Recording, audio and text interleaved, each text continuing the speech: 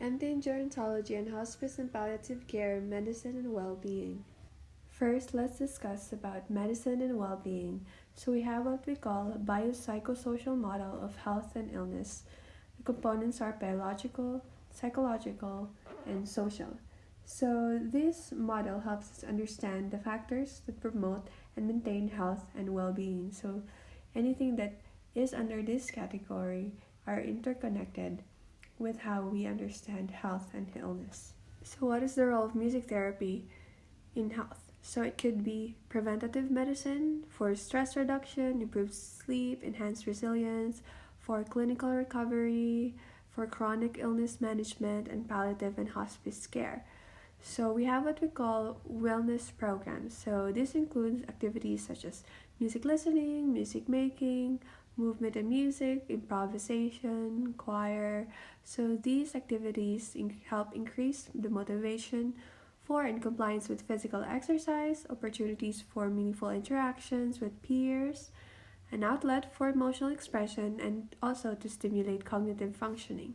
Now let's dissect each component. For biological needs, the common goals include improved functioning of physical systems, so you can do it through redirection, and then pain reduction and tolerance for treatment procedures. So these are just some interventions that you can use.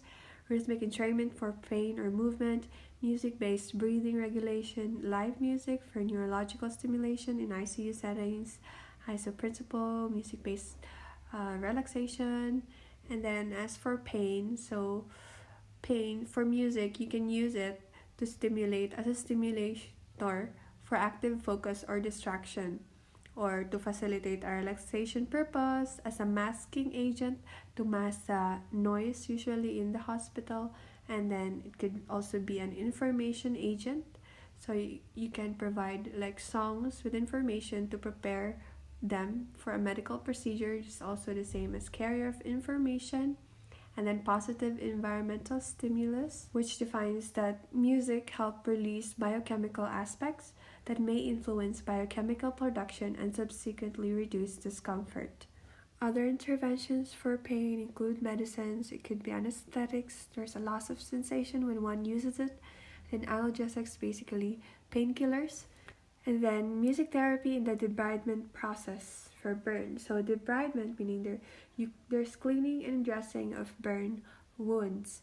So you can do music-based imagery and music alternate engagements in the steps to preparation, during, and after. So it's important that you are there in all those process.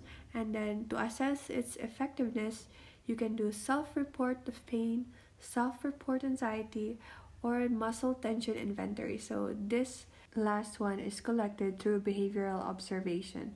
So to discuss more about the MBI and then MAE, so music-based imagery involves relaxation techniques paired with music and other sensory imagery.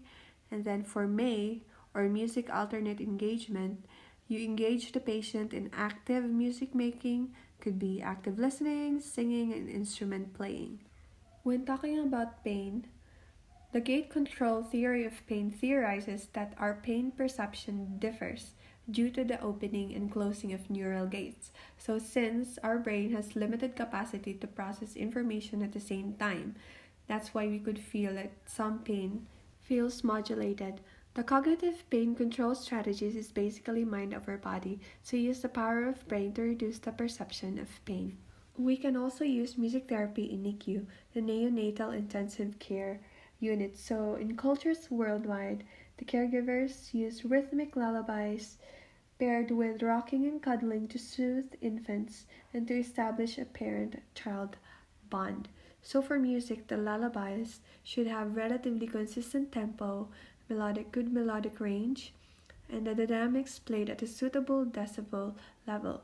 So the three primary uses of MT in NICU is to mask stress-inducing environmental stimuli, to assist their neurological maturation, and also teach tolerance to stimulation, and lastly, to reinforce non-nutritive sucking, which helps the baby prepare for feeding.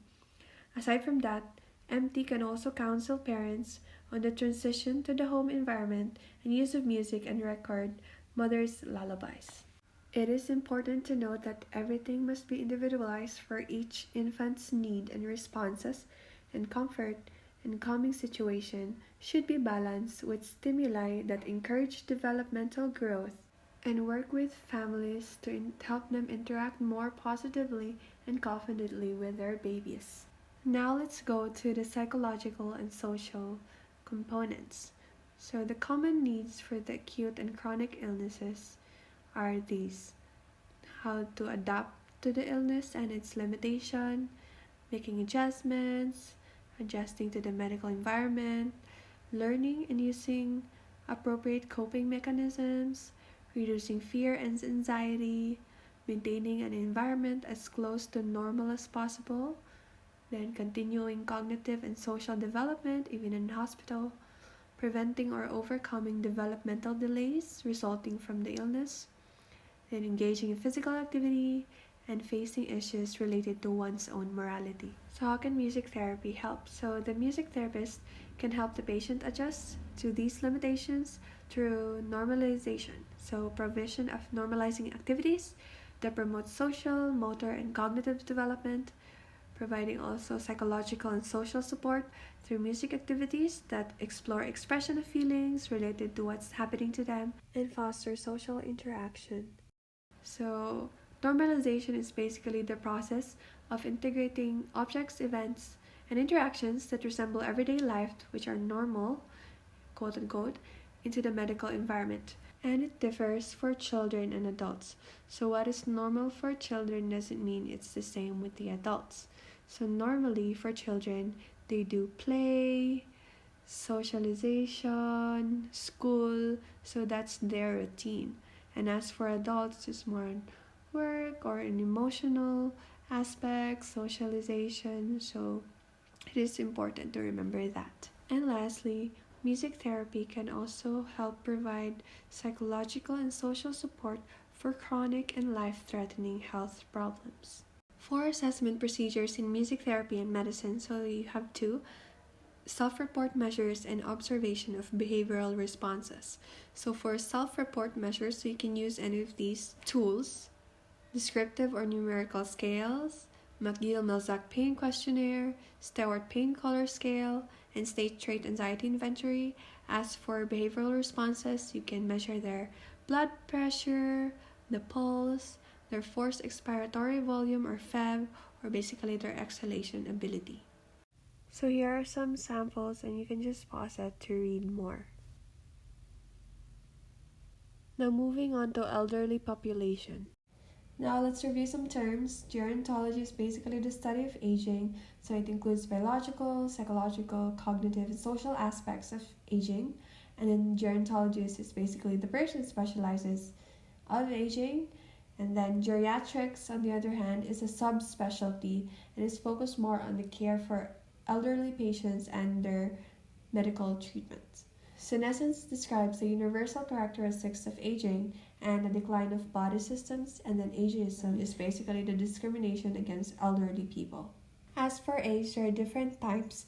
It can be chronological, biological, meaning their functional status of their body systems, and then psychological, their cognitive abilities, and then psychosocial, how they perceive themselves and engage in society, relationships, and roles. It is very important to know these distinctions, and when doing your music therapy treatment, always respect functional age more than chronological age. Here are some common age-related psychological disorders, so depression, dementia. Do note that not all dementias are Alzheimer's, and then when they are in the late stage, music experiences should be simplified. Now for Alzheimer's, we have 3 stages: early, middle, and late. As for early, so there's general deterioration, depression, changes in personality, disorientation, so you can do music therapy, support group, or medicine for intervention. Middle stage, so they will need help in the areas they cannot communicate properly, and they may use word salad, and of course disorientation. Then you can do quality of life programs, Naomi Fell's validation therapy, music therapy, And then as for late, so there's loss of verbal articulation, inability to recognize loved ones, bowel and bladder incontinence, and adding a sense of touch will help in redirection and orientation, and music should be simple as possible. Now here are some age-related physical disorders. So disorders of the central nervous system could be Parkinson's, so there will be like tremors, involuntary contractures of the skeletal muscles, drooling, shuffling gait, slow movement or bradykinesia or hypophonia with very soft speech, and then tardive dyskinesia. So it is a side effect over a medication that is taken over a long time. They could have involuntary facial grimaces, rocking motions, bizarre lip and tongue movement, and it's usually irreversible. For musculoskeletal disorders, so osteoarthritis, inflammation of the joints, osteoporosis or brittle bone disease, and disorders of the blood, heart, and circulatory system, so coronary heart disease, aka arteriosclerosis. Arteriosclerosis is the hardening and thickening of the arteries, and then myocardial infarction, MI, or basically heart attack, and then CVA or cerebrovascular accident, basically stroke. So it can be ischemic when the blood flow to the brain is blocked, or hemorrhagic when there's a rupture or bleeding. So affected areas include speech, memory, vision, motor, personality, paralysis, or even death. When doing your assessment, so always assess the following: their cognitive functioning, emotional state, motor abilities, social behavior, and their musical responsiveness and preferences. When writing your treatment plan, the goal should be either build or enhance functional skills to the highest level of independence and to provide the best quality of life that you can. In designing your treatment plan, so we have what we call a TDM or transformational design model. So basically this is the framework of music therapy treatment. So basically in this design model, you transfer the outcomes of musical activities into community application. That's why it's called transformational. So in order for you to do that, you need to examine their functional assessment of non-musical behaviors, articulates the treatment goals and objectives based on the assessment info, design functional non-musical activities, and try to convert it to music activities. So here are some activities that you can use: singing, group singing, drumming circles, songwriting, fill in the blanks, music and movement, music for relaxation, musical games, and improvisation. When dealing with older adults, they may experience problem behaviors. So it could be depression, insomnia, agitation, the inability to perform their ADLs, and catastrophic reactions. And in catastrophic reaction, usually there is a precursor event, so you need to identify what that is to prevent these reactions. As for the interventions, you can do music assisted relaxation, PMR, GIM, isoprinciple, music for background, like for eating. So for eating, you do a stimulative, audible, danceable, and familiar song and singing. For insomnia, when doing your relaxation techniques, the person should lie in bed and be comfortable. Music is turned on and lights off, and try to be free of thoughts and concerns. If not, do a guided imagery experience and do the relaxation technique. As for preparation, it is very important, so try to reduce activities before attempting to sleep. Separate involvement with other people and let go of concern. Do calm activities like reading or listening can be helpful. And then try to have a regular sleep schedule and a specific place to sleep. Avoid naps and activities other than sleeping must not take place in bed. The temperature of the room should not be too warm or too cool. The bedclothes should be comfortable. The lighting should not emit disturbing frequency sounds, and as much as you can avoid places with neighborhood dogs and cats, and luminous clock dial is not recommended. As for doing their ADLs, so you can do recordings of familiar and preferred music prior to an activity change. You can also do singing rather than speaking when you give instructions for the task one step at a time. For people with eating problems, so you can do these approaches. Try to eliminate noise and other stimuli that distract attention. Place only one food at a time. Adapt utensils for easy grasping. Use plates with rims to help diners guide food onto. Then utensils and plates with suction cups on the bottom to prevent sliding. Then arrange seating so that compatible people are seated together. And then try to maintain a routine that uses the same seating for each meal. Provide verbal cues and physical prompts when needed, and make sure preferred foods are served often. Then provide music because it rhythmically structures the environment as it provides familiarity and pleasant associations. To avoid catastrophic behavior, first, provide the quiet time during the day or at the time when these behaviors usually occur. So play a background music for 20 to 30 minutes long. The televisions are turned off, lights are turned down low, agitated people are removed from the area so it is a free-flowed environment. Music should be of good quality sound equipment to encourage interest and commitment, and then always play preferred music. However, consistency in types of preferred music can generally be determined. Preference can be developed over time, but once associated with quiet time, comfort and relaxation can take place. 2. Remove the stimulus that triggered the behavior. Distractions may not always work, especially once it escalates, and usually not possible once the behavior becomes full blown. When it is in the dangerous level, it is possible to introduce a structured intervention that involves singing or speaking in a slow, low-pitched, quiet voice in the view of the person but out of striking range. It is important to sing the most familiar and preferred music of the person. Spoken commentary may be used. Comforting gestures may be done as the person calms down. Recorded music can be used, but accessing the equipment is often awkward and impractical, and you can only use this approach when the individual's reaction has been triggered by a minor event in the environment. For the last population, music therapy in hospice and palliative care. For HPC, basically it is the philosophy of care for people at the end of life, and the main focus of it is to enhance the quality of life. To differentiate, hospice is specifically for people with their death that is anticipated in 6 months or less.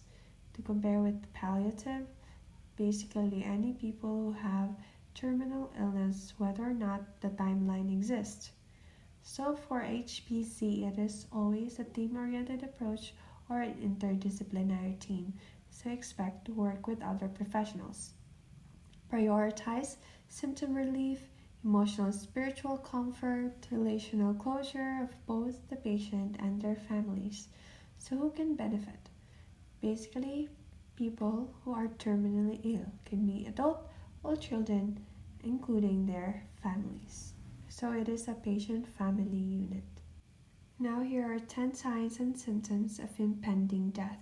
Food and fluid decrease in socialization, more sleeping, restlessness, disorientation, urine decrease, incontinence, changes in breathing patterns, congestion, and color changes. 4 primary dimensions for people facing the end of life. First is to satisfy bodily needs and minimize physical distress, to maximize psychological security, autonomy, and richness in living, to sustain and enhance those interpersonal attachments significant to the person concerned, and to address the social implications of dying, and to identify, develop, or reaffirm sources of spiritual energy, and in doing so, fostering hope. Common issues addressed by music therapy at the end of life. So first is pain management. So you can do numerical scale or phases to assess their pain level. Then always remember that pain is self-defined. So it can be acute, chronic, breakthrough, episodic. And here are some indicators of pain: verbal complaints, rubbing or holding a body part, bracing, facial grimacing or winces, furrowed brow or frown, irritability, anxiety, restlessness, physical repetitive movements, repeating of words or phrases, change in behavior from the norm. And then for others that are low functioning, either their eyes are tightly closed, tense muscles, clenched fist, increased pacing, changes in sleep patterns, wanting to exit home or facility, increased agitation, pulling away or hitting when touched, or decreased appetite. They could experience shortness of breath or dyspnea, sleep disturbances, so to reset their body clock, try to use stimulating music for them to stay awake for the day. You can do live or recorded, and then restlessness, agitation, so you can do ISO principle, and then symptom management, so the goal is not elimination but manageable at the level desired by the patient or family, and then procedural support, so we have that open access concept, so they can still continue medical interventions with hospice care. And then with hospice care, it is best provided when the patient lives weeks rather than days. And that anxiety can be emotional, psychological, social, or spiritually based. As for emotional needs related to losses and spirituality, so it can be the loss of roles that help define who they are instead of control, and then autonomy, isolation, family cohesion, and then grief. It could be anticipatory or bereavement.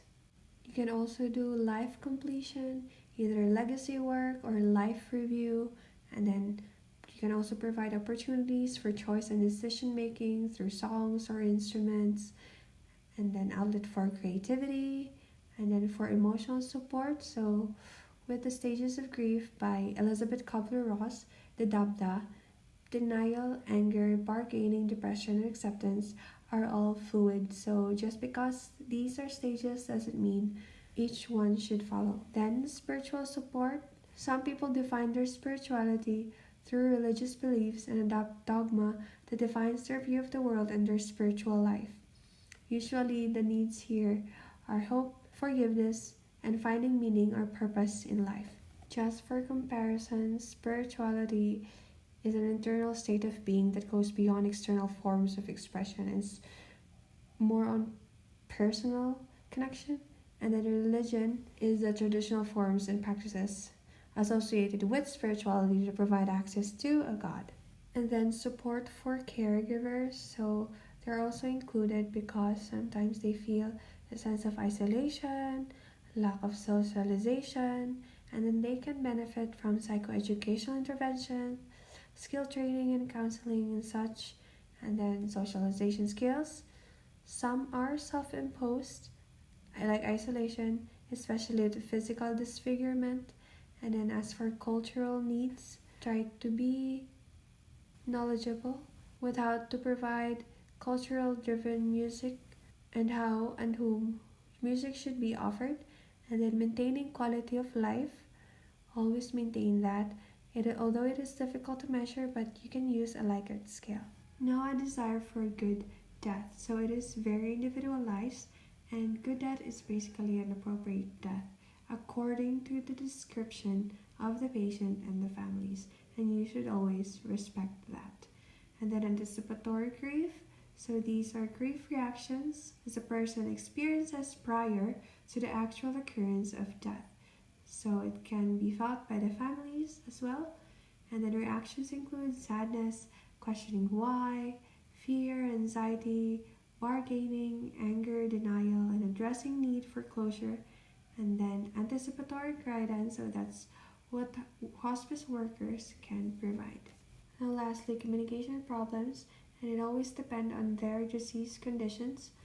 Patients with Alzheimer's can have one of four probable communicative states. Could be alert and verbalizing, nonsense verbalizing, alert and nonverbal, or non-responsive. So what you can do is to provide them reality orientation, redirection, and validation therapy. For intervention, you can do music listening, improvisation, singing, songwriting, music playing, song choice, music imagery for relaxation with PMR and deep breathing, Relaxation techniques, either autogenic or meditative relaxation, PMR, jaw drop technique, MAR, GIM, bonus method GIM, and then lyric analysis with music assisted cognitive reframing. Cognitive reframing is basically changing the way a person perceives a situation, and then ISO principle. To know more about AMR, so autogenic muscle relaxation or meditative relaxation, so here with each exhaled breath, they should think about releasing muscle tension in various body parts while visualizing a place that feels safe, secure, and healthy. And then the rhythm of the music should match the pace of the inhalations and exhalations. And when the music stops, it indicates the end of relaxation experience. For jaw drop technique, it is somewhat similar to PMR but reversed. So they start with the head down to the rest of the body, and it's good for moderate to severe pain in older adults, especially if it is practiced before pain is felt. And then you can only use this when the head is somewhat elevated to avoid blockage of the airway. And that's it. So thank you so much for listening and reviewing with me. So this video covers different books and subjects in our old curriculum, so that's why it takes longer to summarize it into like very short discussion. So I hope you learned something or remembered something, and then if there's something that you can add, don't be shy, just comment down below. And I will be uploading more soon. Thank you.